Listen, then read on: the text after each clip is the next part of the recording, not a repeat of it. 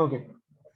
So in the last class, basically, we ended at this part. We did this equation of motion Mhm. v is equal to u plus at. Okay, v is equal to u plus at. Yeah. This is what we did. Mhm. Now we were doing the second equation of motion. Okay, this was the first equation of motion, right? So basically, let me show you. This was the first equation of motion as I've written over here. V is equal to u plus at. Now we did one example, and now I was telling you about the second equation of motion. So let me explain this derivation again. So let's assume we have this graph, and this is a speed time graph of some object, and the speed of the object is basically increasing constantly. So acceleration is constant basically. Okay, so you start from u. At first, your speed is u, and then at the final time, your speed is v. And from the initial time to the final time, your speed has been increasing constantly. So first thing we do is we write this formula for average velocity. Okay, average velocity. So what is average velocity? Average velocity is basically it is average. So we know the formula for average, and simply from the formula of average, you can find that if you want to take average, what you do is basically you add all the values and then you divide them by the number of values. So that's what I've done. I have two values. I've added them up, and I found the average velocity here. Okay. Once you find the okay, so what I did was I wrote this formula for average velocity, and then in this formula, what I did was I replaced Mhm. this v with equation one. So from equation one, I know that v is equal to u plus at. So I replaced this v Yeah. with u is equal to u plus at. Okay. And Mhm. after that, when I do that, I get this equation. So I get v average is equal to u plus at whole divided by 2. This is what I get. And simply from here, I can get this part. So Mhm. v average velocity is equal to u plus at by 2. Okay. V is equal to u plus at Mhm. by 2. So when we're finding the average, yeah. So when we're finding the average velocity, what we will do is that we will write it as u plus at over 2 U plus at over 2. instead of No, like, okay, there are two things, okay? instead of writing. Firstly, no, we will not write u plus at over 2. Why I will tell you that. The reason for that is the formula for average velocity is v plus u by 2, right? V plus u by 2. Mhm. So if you want to replace it with u plus at, so you will get average velocity is equal to u plus, and then for this v, you will write u plus at. So you will get u plus at by 2. This is what you will get for average velocity. This is the formula that you will get. And now the Mhm. second thing is basically they will not ask you about average velocity. So average velocity is just a step that we are taking for writing these formulas. In the questions you will see they will not even ask about the average velocity. All they will ask about is these equations of motion. So these equations of motions are important. Okay, the derivation is just for for the sake of understanding. Okay, Mhm. so don't worry. They will. Not, I assure you of that. Like basically, they will not ask you any questions regarding the average velocity. Okay. Mhm.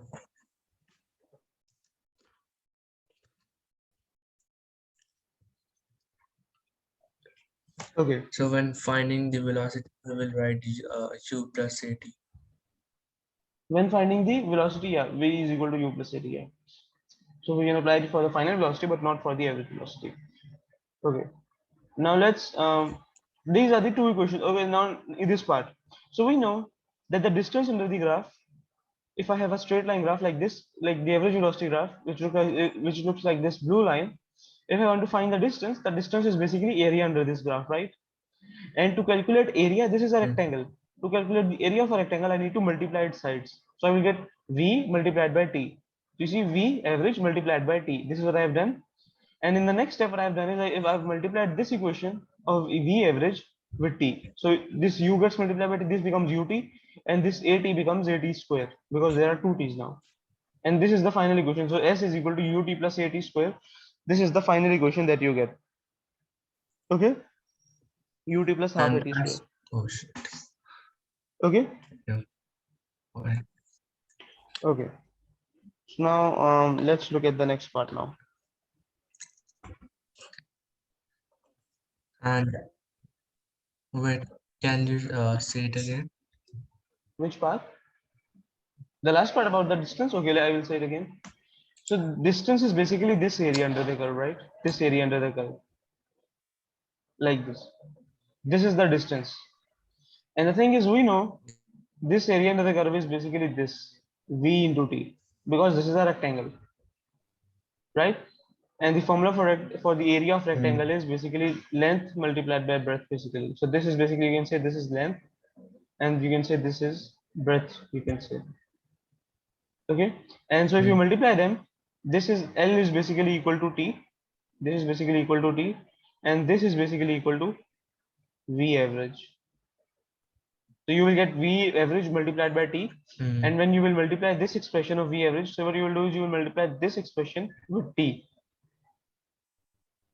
Okay. So T will get multiplied by this, and T will get multiplied by this. So you will get from here, you will get this part. Mm. Okay. That's the main thing. And S is distance over here. S is what? S is distance. S is not speed. Okay. Keep that in mind. Yeah, S is yeah. distance. Okay. So let's see. So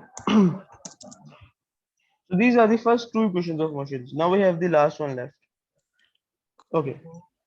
Now if I ask you uh, from this equation, so let's use the first equation again. So this was our first equation. Okay. So whenever I say first equation, you need to think of this one. V is equal to U plus A3.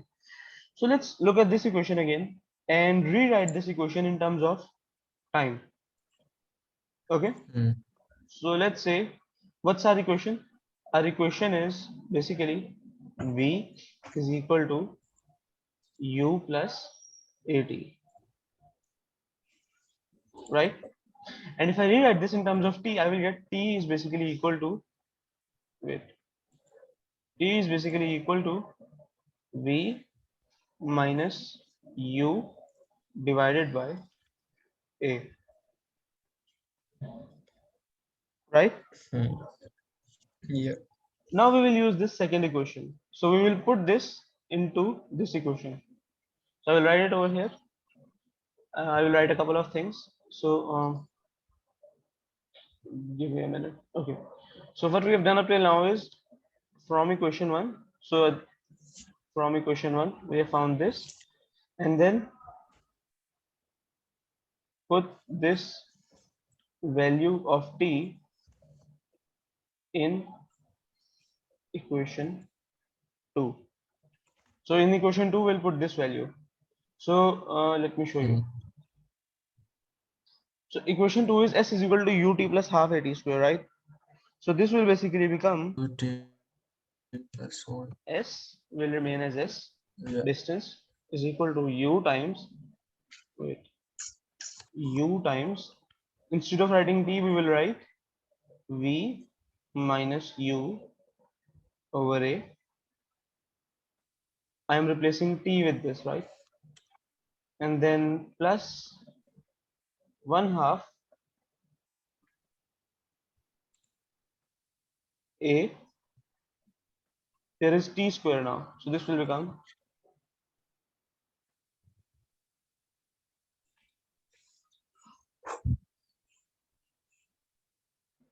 whole square. Okay.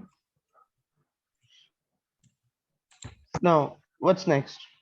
We have derived it up till this part. The next part is now, we will now, this is tricky, okay? So what we will do is we will multiply both sides with 2a. Okay, this is just a derivation. I'm saying it again. Don't get worried about this. I know this sounds like Mm. you may be thinking like, what if they ask you what if they ask this in exam? They will not. All they will ask about is how we are going to apply these. Okay, I'm just explaining this so you can understand like basically how these work. Okay, so what you will do is multiply both sides by 2. So I will write it over here. Multiply both sides by 2a. And now the expression that I will get will be, okay, so let's see. So this will become 2as. On the left side, you will simply get 2as, right? And then on the right side, you have, okay, so first we have, this will be 2, this will be uv by a, right? So let me just, okay, let me just write it now for 2au v minus u over a. Why are we times it by 2? What, sorry? Why are we multiplying it by 2? By 2a? No, Because no, I, no, yeah, 2. because we need to find that specific equation, and for that we need to do some, changes to this equation. So if I tell you to use this equation in this Yeah. form, it will be difficult for you to do it that way. I will tell you. So once you will reach the Mm. equation, you final equation, you will see how, like how these equations are beneficial. So let's see. 2a multiplying this by 2a, and here we get v minus u whole square over a.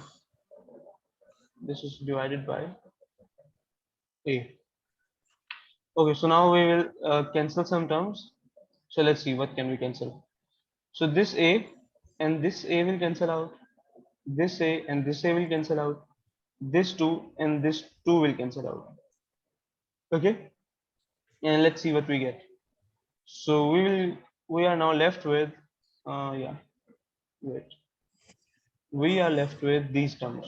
On the left side again, we have 2as, just like before. Now we have 2u and v is inside. So this will become 2u v minus 2u square plus, now v minus u whole square. So we know that in maths, a plus b whole square is a square plus b square plus 2ab. A minus b whole square is a square plus b square minus 2ab. So this will become v square plus u square minus And 2u minus 2v. v. Now let's do some cancellations again. So I know that this term and this term, they are the same. So I can cancel these out. 2uv minus 2uv, that is 0. So now let's write our final equation, and the final equation will be like this. 2as is equal to, so minus u square plus u square will be minus u square. So this will become basically v square minus u square. And this is your final equation, the third equation of motion. So let me just put it in a box somehow. Now let me see if I can. Yeah. So this is our third equation of motion. Mm. Okay. And let's just call this. Sorry. Uh, This is the third equation of motion. So you might be asking, like, one thing that may concern you is like all of these are derived from the same formula. The first formula that we use, like v minus u over t, the formula for average velocity, all of these are derived from the same formula. You might ask me, like, how are we going to use them in different ways if all of them are like derived from the same formula? So the thing is, the reason, like, understand it this way.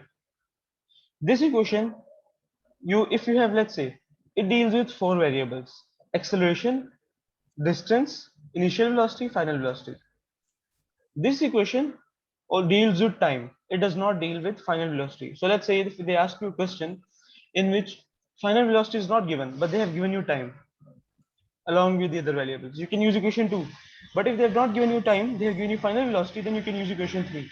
So these equations basically give you a lot of choice in those questions. So when you will do those questions, you will see these equations give you a lot of choice. And then we have v is equal to u plus at. So if you don't have distance, so if you see in the other two equations, we have distance, there is s. But in equation 1, there is no s. So in that case, if you don't have any value of distance available, you can use simply equation 1, right? So these three equations, they are basically very useful. So let me just write all of them in one place. So like when we are doing questions, it will be very helpful. So let's say first equation was v is equal to u plus 80. Okay. Second equation was S is equal to ut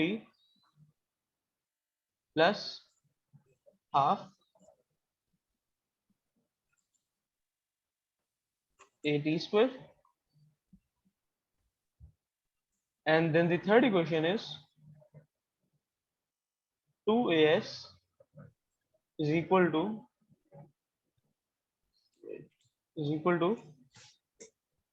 v square minus u square. So these are the three equations of motion. Three equations of motion. And also, okay, let's also write the variables. So everything that we have learned, it will be in one place now, and it will be ready to apply to questions. So where, so let's write these things. Where a is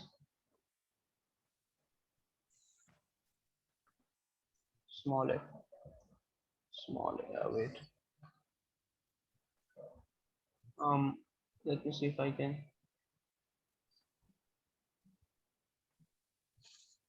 A is basically equal to acceleration, and let me also put this in brackets. So constant. This is constant acceleration. The value of acceleration is not changing. We know that. Okay. Okay. This is a v is final velocity. S is the distance, or we can say distance covered, and u is the initial velocity, and t is basically time. Okay, that's all of these variables. So when we have all these equations in one place, now you can understand like how you're going to apply them and how you're going to use them. Okay. Okay.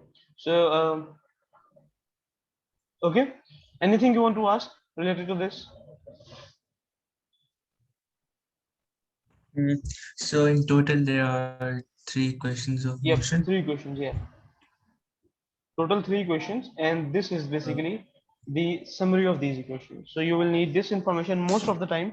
This information is enough to basically answer everything. Okay. So now I need to memorize this three questions. um yeah, I think it will be better if you memorize them. You can either like you can derive them during the exam if you want, but that will take a lot of time. You will see when you will do questions like you will do 2-3 questions, like you will get a hold of them. It's not very difficult. Okay, so after just you will see 1, 2, 3 questions, they won't seem as difficult as they do now.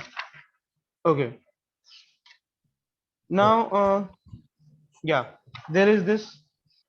Let me give you an idea of how the questions are going to be.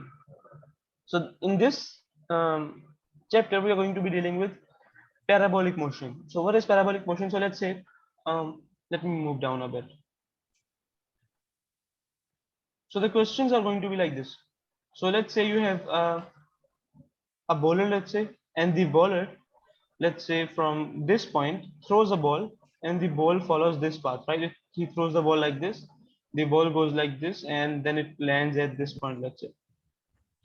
Now we know this distance is basically distance t that the ball has covered. Okay. Now what we know is that basically this shape that we are seeing right now, this is called the parabolic shape. Okay.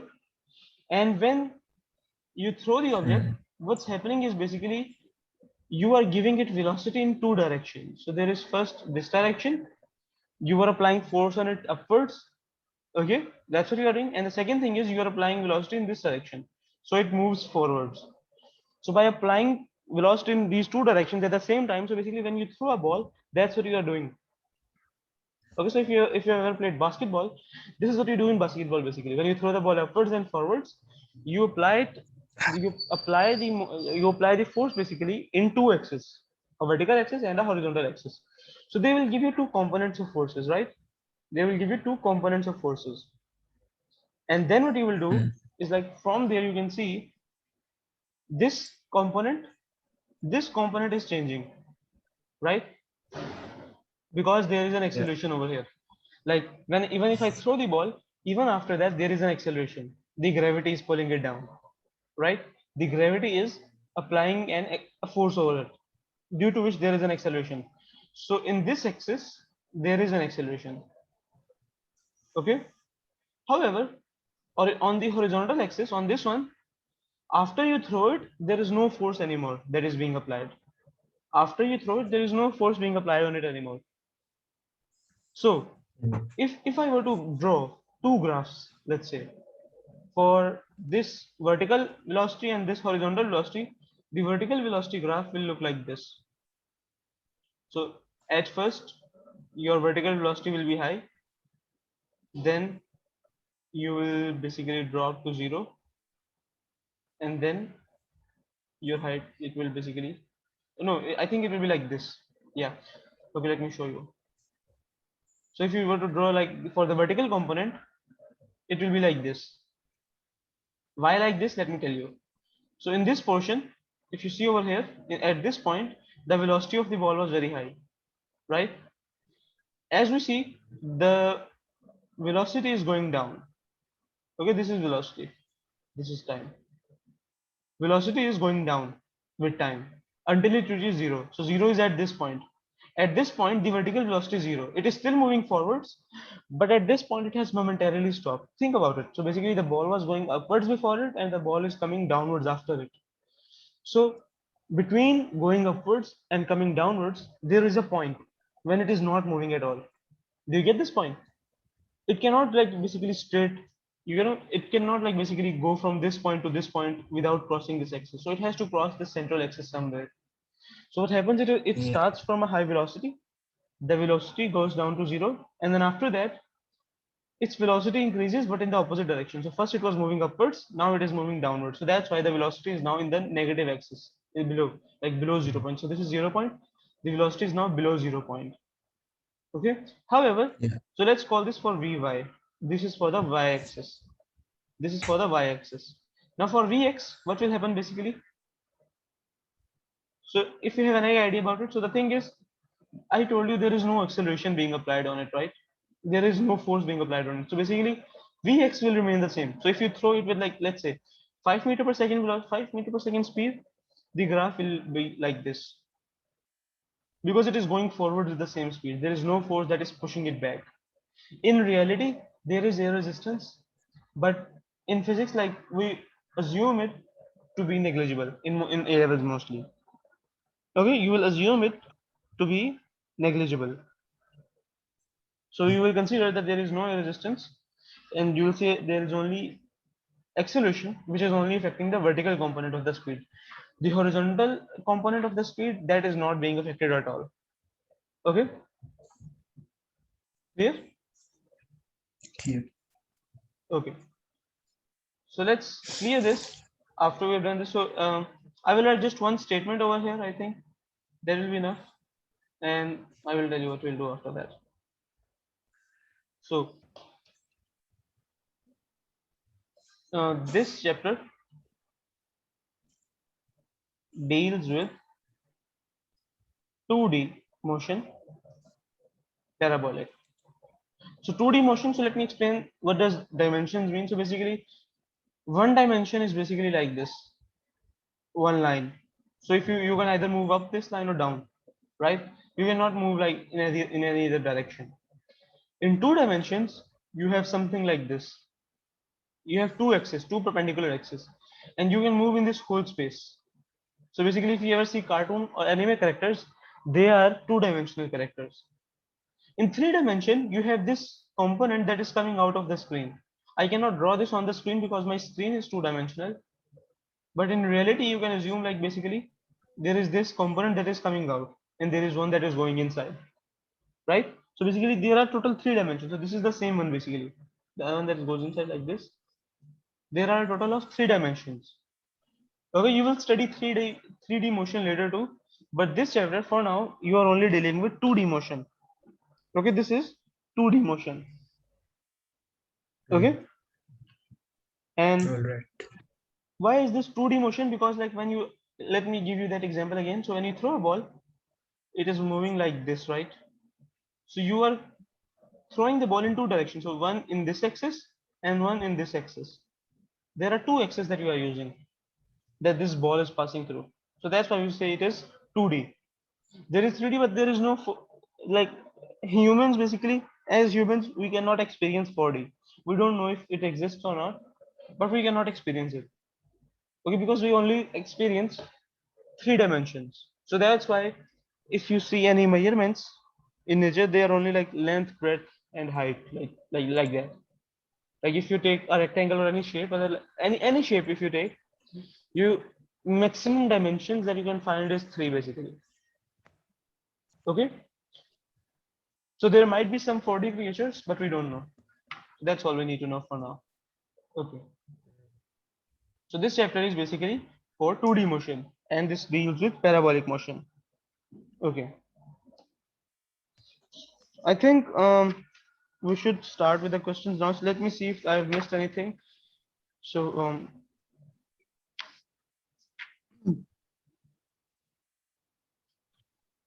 okay, there are some things that are important, but I think it will be better if we study them from the questions, because it will be difficult to explain them like that. So when we will do questions, you will see, you will understand them automatically. So let me just download a paper, and when I will download it, we will start with the past papers. So I will pause the recording for some time, and then we will start the past papers. So now we will start with the past papers, and this is the first question that we are going to do. So this is a trolley question. A trolley moves down a slope as shown in figure 4.1. So this is figure 4.1. You can see the trolley is moving down the slope. The angle of the slope is 25 degrees. That's what I can see from this uh, image. Okay. So the slope makes an angle of 25 degree with the horizontal. Okay, we know that a constant resistive force, Fr, a constant resistive force. So a constant force, that means a constant acceleration, because whenever there is force, there is acceleration. Think of it this way, like whenever I push you or pull you, your velocity will change, always. Okay, so whenever there is a force, always think of an acceleration that will come Yeah. with it. X and the slope of it. So there is a force Fr that acts on the slope of the trolley. At time t is equal to 0, the trolley has velocity v is equal to 0.5 meter per second down the slope at t is equal to 0. At t is equal to 4 seconds, v is equal to 12 meter per second down the slope. Show that the acceleration of the trolley down the slope is approximately 3 meter per second. Okay, now first we will see what information do we have. 3 meter. Do Yeah. so let's make this So sort of, okay, let's do u v s t a. These are the 5 variables, right, that we deal with. So we need to find a, we need to find a. Okay, and now do we no, have A t? is already given. A is 3. No, we have to show that, like we have to show, we have to find it, we have to find it, and we have to show that Uh, it is 3. and yeah, Okay, so we need to find a. 3 is. Is t given? Hmm, Yeah, t is given. T is 4 seconds over here. yeah. Is distance given? No, distance is not given. Meters. Okay, is v given? Final velocity, yeah, it is given. Is u given? Yes, it Hmm. is given. So which equation do you think we should use in this case when the distance is not given? Think about it. Out of those 3 equations, which one is the best one? So basically Can in you the can first you one go is, back to those three okay, I will go back questions? to those 3 equations. So these are your 3 equations. We need to find a, so a needs to be there in this equation because we are finding a. Hmm. Now the thing is, we can use this one or this one. In the last one, okay, there is a in this one too. So let's see. But the thing is, if I use this equation, if I use this equation in that case, I don't know s2. So I will not know Hmm. s and I will not know a. There will be 2 variables, and I cannot solve 2 variables in one equation. So this is a rule of maths that if you have one equation and one variable, you can solve it. If you have if you have 2 variables, let's say x and y, then you need 2 equations to solve them. Okay, if you have 3 variables, you need 3 equations. So this is a general rule kind of thing. Okay, so in this equation, you can see there is s and there is a. These are two variables, so I cannot solve it. I will not go for this one. So I will say not this one. Similarly, in the third one, if you see, there is s again. So I don't know s, I don't know a. So again, I will say not this one. So I will neglect these two and I will go for this one, the first one, v is equal to u plus at. So let's see if it applies. Let's see if it applies. So And we have to find the acceleration. yeah, v is equal to u plus at. So let's see. Do we know v? Yes, we know v. What is v? V is 12. After 4 seconds, v is 12. So v is 12. Do we know u? Yes, we know u. What is u? 0.5. This is the initial speed. 0.5. Do we know a? No, we don't know a. We need to find a. Do we know t? Yes, we know t is 4. So what will be a? Basically, from this equation, I can see a will be basically 12 minus 0.5 divided by 4. Okay. And from here, what I will get is 11.5 divided by 4. And this is giving me 2.875. So this is giving me 2.88 almost. Let's say 2.88. And then we round And it. round it off to 3. We are Then allowed to round off in this we get question. 3. We are allowed to round off in this question because they have used approximately. If they had not used approximately, then we would not round off. Okay. Since they have used approximately, so they know that basically the answer is not going to be exactly 3, but somewhere close to 3. Okay. Calculate the distance x moved by the trolley down the slope from time t is equal to 0 to t is equal to 4. So now we also know a. Okay, now we know a too. Now a is not an unknown anymore. A is 2.875. Now they are asking Right. find this distance. Find this distance. This is what they want to find now. So let's go back to our equation now. Go back to our equation, then let's see which We equation can suits find, these. we can use the equation 2 in which s equal to, Yeah, equation s exactly. equal to So we ut. can use equation 2 simply. As simple as that. We can go for equation 2. So let's okay. S is basically wait. Yeah. So S is basically according to equation 2, S is ut plus half at square. Ut plus half at square. Okay. At square. What is u? 0.5. What is t? 4. 1/2 remains as it is. 1/2. What is a? So this is like okay. Uh, in this case, we will use the exact value of a.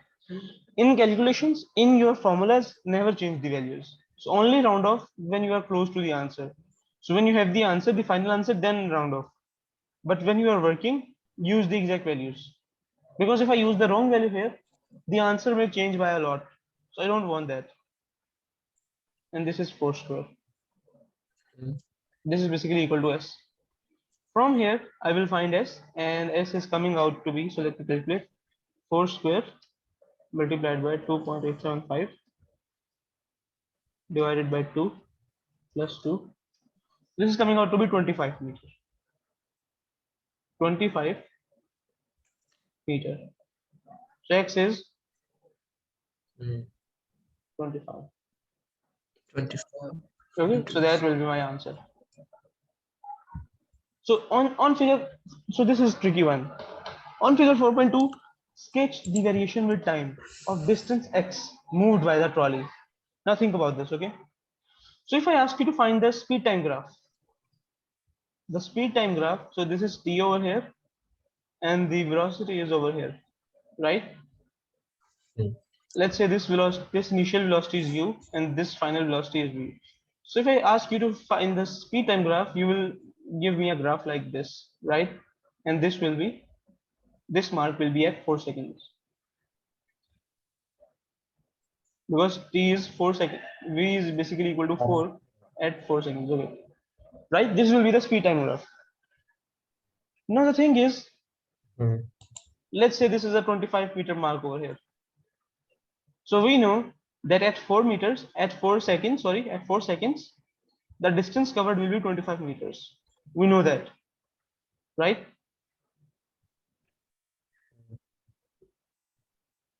We know that this is one point. We know about this point. So there is this one point, and we are sure that it exists. Okay. Now in speed time graph, if you notice, velocity is basically, I told you, if you remember in the first class about this chapter, that velocity is basically the slope of distance time graph. So let me show you that from our slide. So from our working. So if you have basically a graph like this, so where is the cursor? Okay. What I told you was, so basically, yeah, this, if you look over here, so v is equal to x2 minus x1 over t2 minus t1. V is basically the slope of distance time graph. So if you have distance on x y-axis, time on x-axis, and you take the slope, you will find the value for velocity. Okay, we did that. Now if we go back to our question, you will see one thing. So let me show you. So if you look at this, the velocity is increasing. It means the slope is increasing. So it means basically your line, basically it will be like this at first, then it will be like this, and then it will be like this maybe. The slope is increasing, right? So our final graph, the final Yes. graph will basically look like this.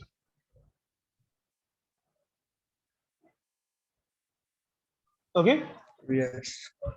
this will be our final graph. Why? Because the slope is increasing. So you can see at start slope is like very small, and then at the end slope is very large. This will be the shape of our graph. So Okay, slope is the gradient. slope is the gradient. Yeah, slope is the gradient always. Now the mass of the trolley is 2 kg.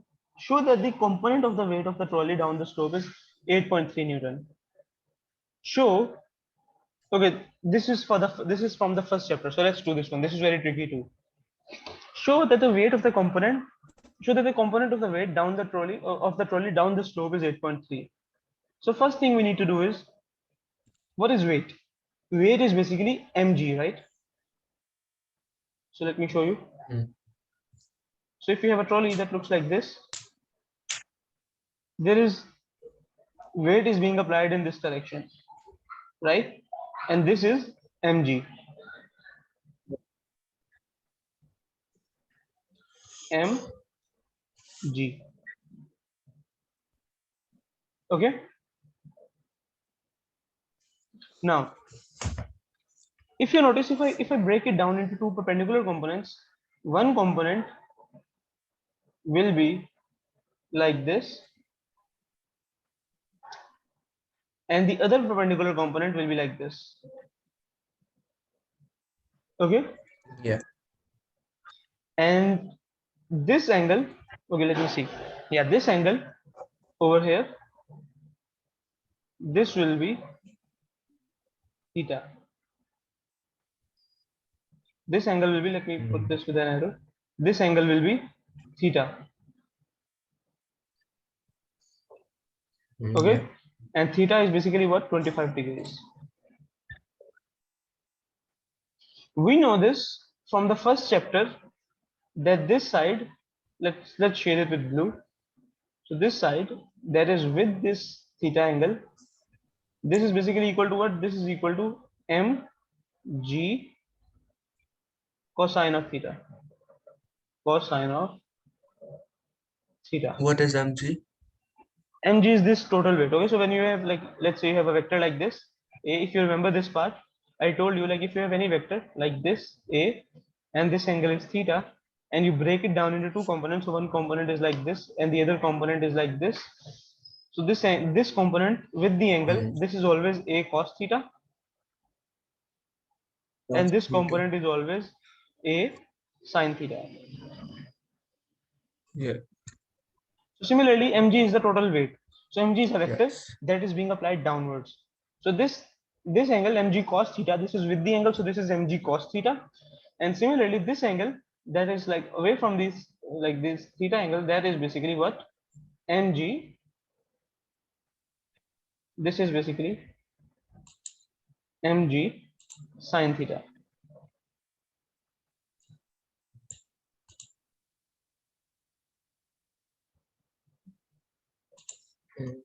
Okay, I broke it down into two components. There is this angle which is theta. This is mg cos theta. This is mg sin theta. Now what they want us to do is they want us to find. So let's see. Let's look at our question again. They want us to find the component of the weight of the trolley down the slope. Down the slope. This is the slope. Okay, this is the slope. They want us to find this part. They want us to find mg sin theta. So what will be mg sin theta? So let's see. I will say this component is basically equal to mg sin theta. Okay. The mass is given 2 kg. So mass is 2. G is the gravity. So the value of gravity is 9.8. 9.8. And theta is 25. So this will be sine 25. Sine 25. And from here, I will get this. So 2 into 9.8 into sine of 25. This is giving me, wait a minute. Okay, my calculator is in wrong unit. So let me correct, let me change my unit again.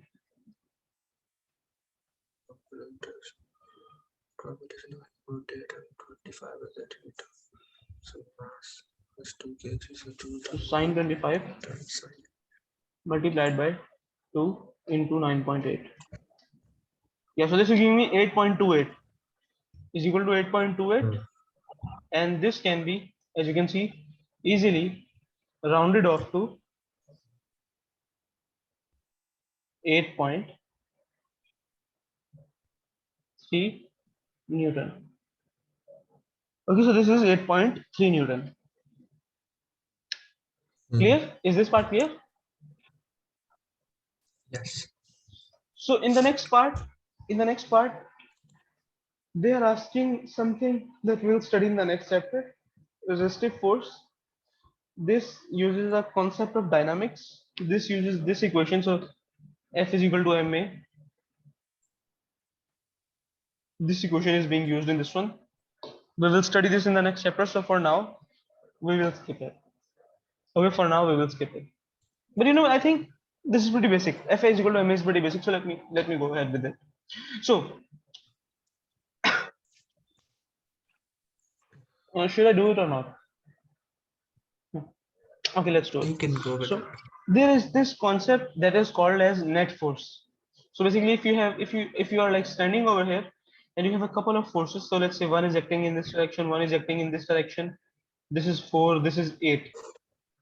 So as a result of these two, you will experience a net force in this direction, and this will be equal to 4 Newton, right?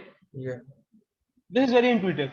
Basically, they are opposing each other. They will cancel out each other to some extent, and the stronger one will win, basically, right? So if I want to find the, and we know that when you have a net force, that basically F is equal to ma. So if you have an acceleration, this net force is what causes the acceleration. So basically, if I place my table on the book, so basically, yeah, if I place my book on my table, so there is this force on it, mg, this weight of the book that is pulling it downwards. But the book is not accelerating. Why? Because there is this another force acting in upward direction. Okay, so individual forces do not matter. Their result matters. Their final result, the net result matters. Like what is their net result? So in this case, you can see the force applied by the table and the force applied by the gravity. They both are same, so they will cancel each other out, and this book will not move. F net is 0 in this case. In the case of the book. Now we want to find the F net. Whenever there is F net, there is an acceleration. So whenever there is a total force, there is an acceleration. And we know from our question that the acceleration is, in this case, is 3 meter per second square. 3 meter per second square. So let's call this F net, Fn. Let's call this Fn. So Fn What is Fn basically equal to? This is equal to ma. So m is 2, and the acceleration we calculated, this is 3. So this is basically equal to 6 Newton. So now listen carefully. Now we know that there is a 6 Newton force that is being applied on this trolley. Okay. However, we calculated in the first part that the total force was 8.3 Newton. Then how come there is only 6 Newton left? So for that, we need to zoom in over the trolley. So let's look at this trolley again. So if you look at, wait, I zoomed in too much. Okay. So if you look at this case, what will you see? Let me draw a separate example. Okay, I will, let me zoom out and then rewrite over somewhere else.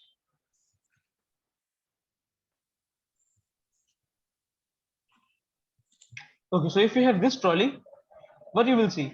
You will see like this is your trolley, like this. There is some force like this. Okay, okay, I will get back to you. Okay, just give me 1 minute, I'll get back to you.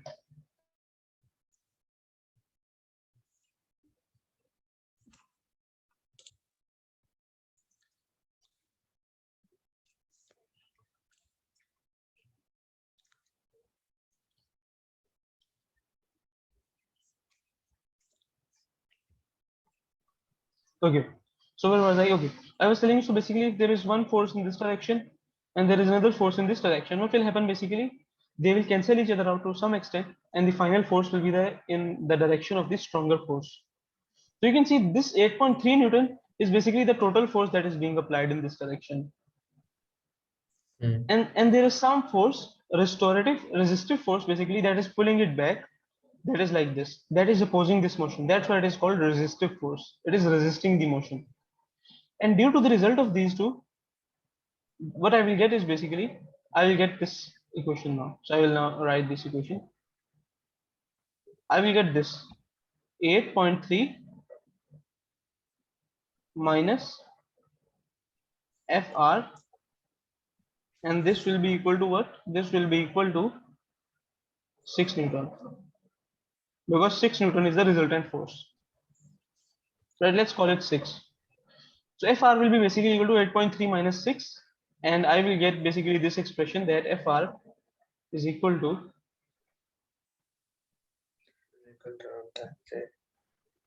2.3 Newton.